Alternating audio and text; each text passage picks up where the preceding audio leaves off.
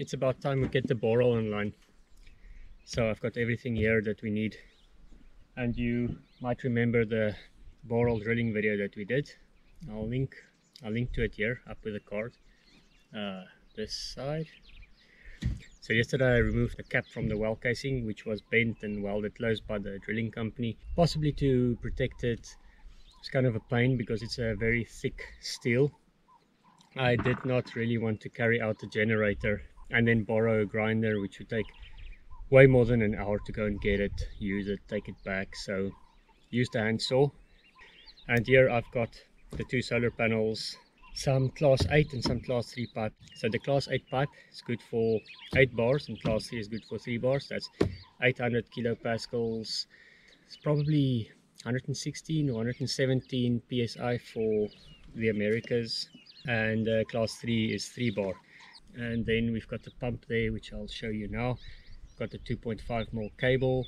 This pump does not need a controller. It's a Grundfos, check the model number now.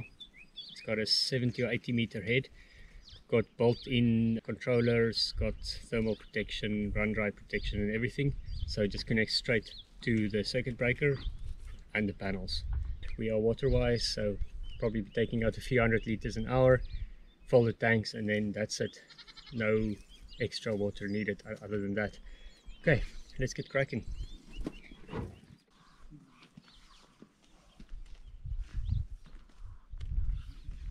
At the end of the rope we've got some washers.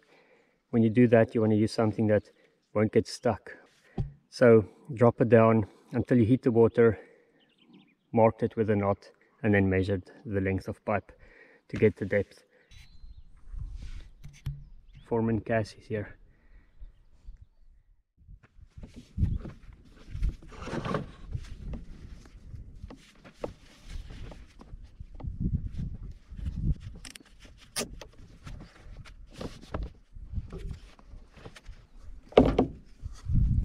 This here is the water level sensor, so it's about half a meter up the pipe. Once the water drops below this level, the pump switches off. Running these pumps dry will damage them.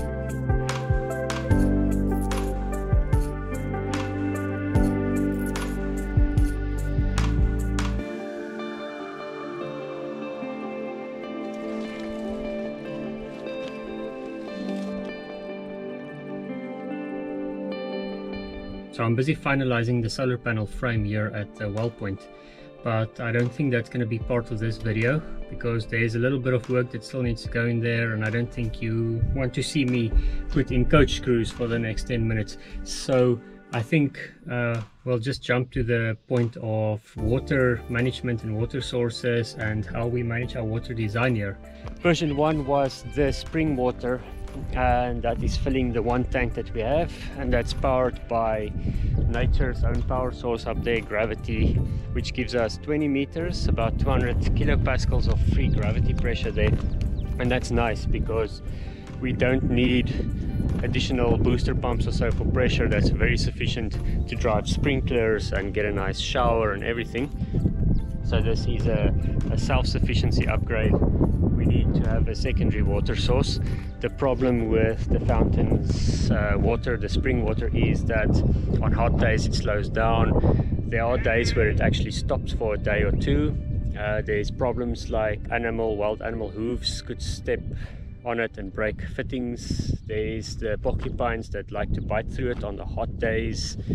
There's any number of things that can go wrong. Yes, that is probably a solvable solution if you have enough storage in terms of tanks, but a secondary water source is a good idea. The second problem is that you don't want to use spring water for wasteful large-scale irrigation.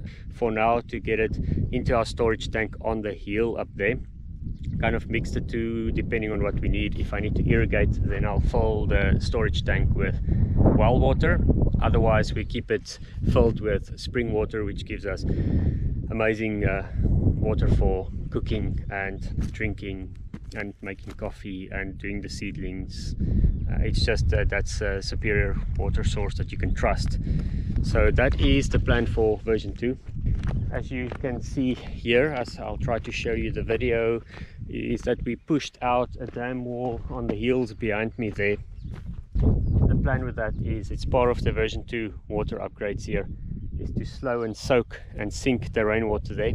And we saw this the other day. We had between 8 and 10 millimeters of rain, and the water stopped at the wall and sunk into the ground, and that to me is a very positive move. It's better than losing topsoil and rainwater just ending up in the sea.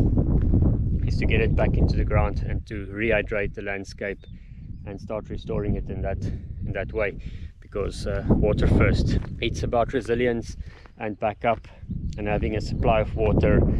And there's a few factors that you need to consider with water: is where you're going to get it from, what's your backup water. Don't forget about rainwater harvesting, and that is something that I want to do as well. We're harvesting off the roof, and the dam is rainwater harvesting. Even though we sink that into the ground, we won't be using it directly. It is harvesting rainwater. And then how you're going to power it. If you've got solar power or grid power, are you going to need booster pumps? What's the cost of that?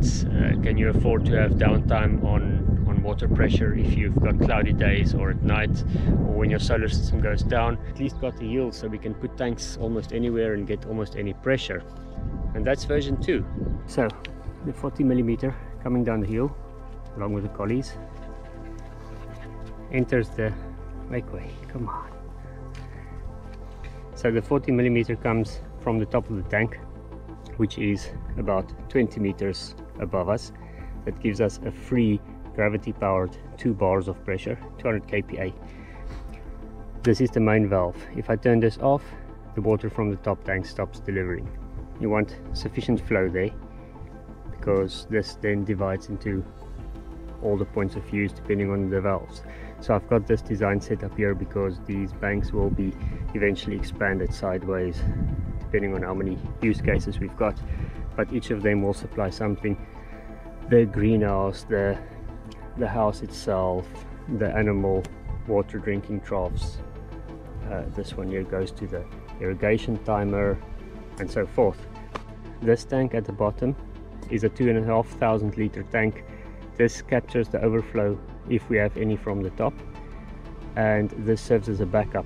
But because this tank is at the same level as the house, there's no pressure from here. So in that case, I've got this tank feeding a booster pump here, which can up the pressure to about 3 bars, and that feeds back into my system here. So if we have a case where the top tank is empty or something is wrong or the supply is down from that side, I can use the backup, pressurize it, and then feed it back into the system and use it as normal.